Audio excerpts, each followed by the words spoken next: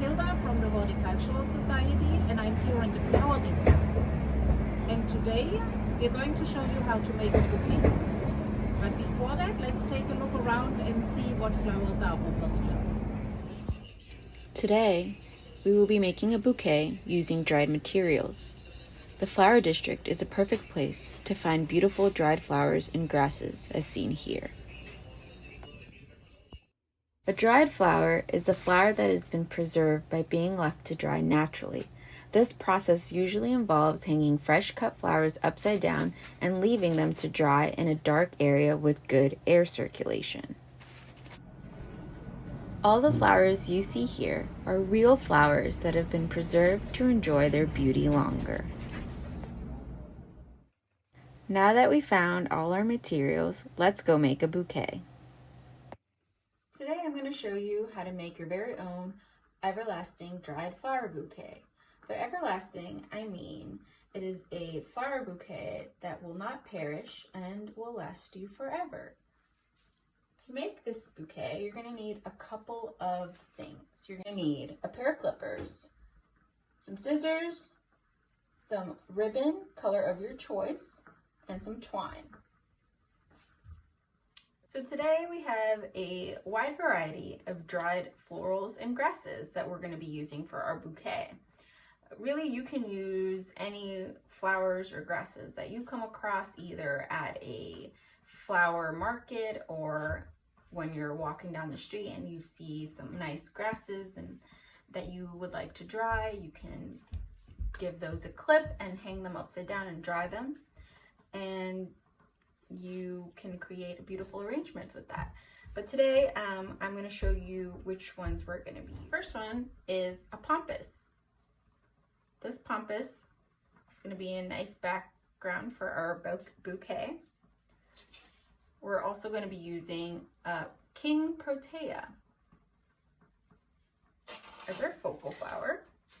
We're going to be using, for our texture, give it some whimsical aspect, this beautiful oats grass.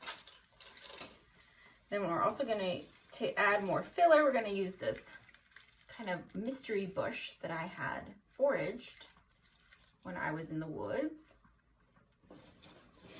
This beautiful straw flower that I grew in my backyard and then hung upside down to dry, and it dried pretty beautifully. This pink bunny tail, which is not natural, this actually was purchased at the flower district, and normally this grass is white or off-white. And what they do is they dye it pink to look like this. So I thought that would be a nice touch for arrangement. And last but not least, our gomphrena. This was also grown in my backyard. And I hung it up to dry, and now it looks like this. So now we're going to start creating our flower arrangement. And we're going to begin with this pampas grass. But before we start this, I do want to let you know that the flower arrangement we'll be working with today, or what we're creating today, is going to be a front-facing floral arrangement, meaning that it is a one-sided arrangement. The back is going to be pretty flat, and most of the focus will be in the front. And this is probably the easiest way to make this arrangement.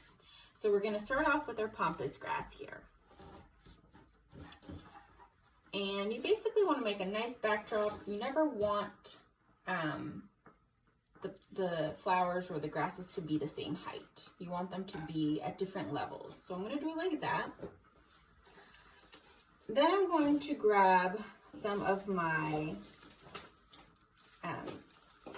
kind of mystery bush to create a little bit of more 3D effect.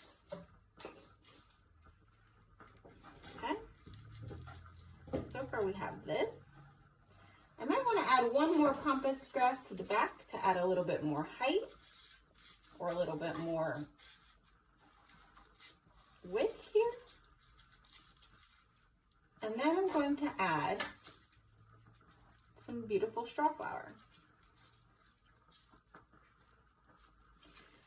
Now, when you're adding florals, like I said before, you don't want them to be the same height. So you see here we have different levels. I'm going to continue adding some more little flowers, such as this gomphrena. It has a nice little pink to it.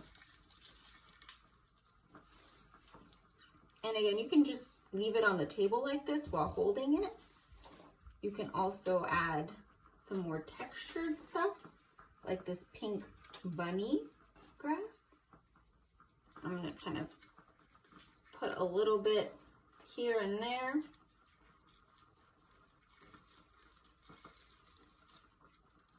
And then I'm gonna add one more of these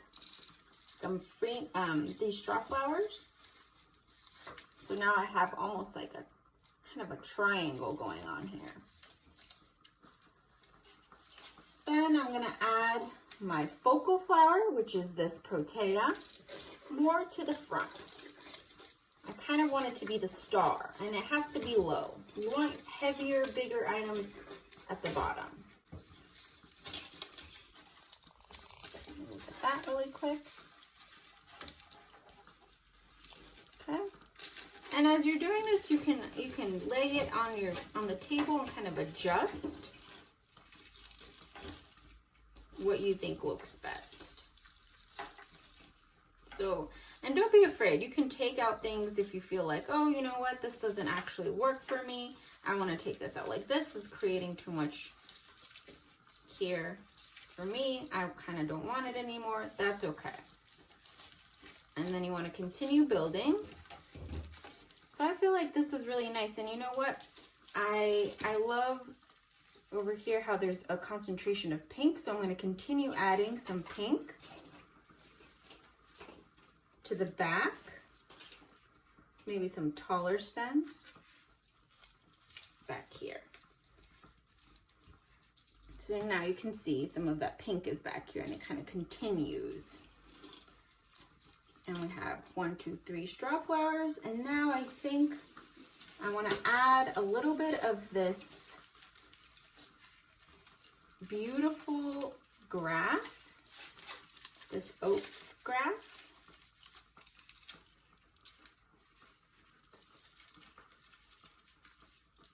Maybe just a couple here. And like I said, you can move things around if you don't like it where it is and see what works best for you. But I think I want to add one more pink over here just to balance it all out. And then we grab some of this. You can give it a quick snip with your pruners.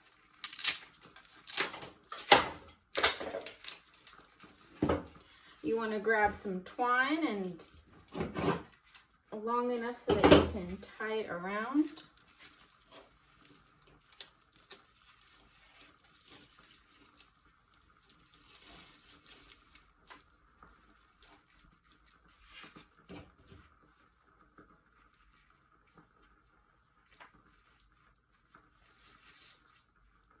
Okay, and then once this is done, you can cut yourself some nice ribbon.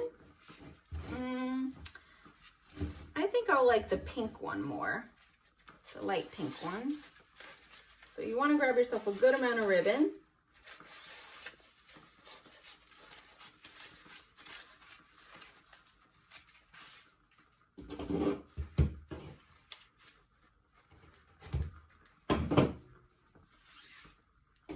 Pick up your bouquet.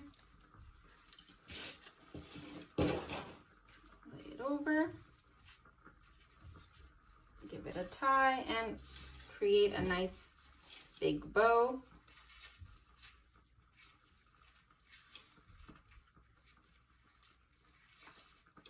And there you have it.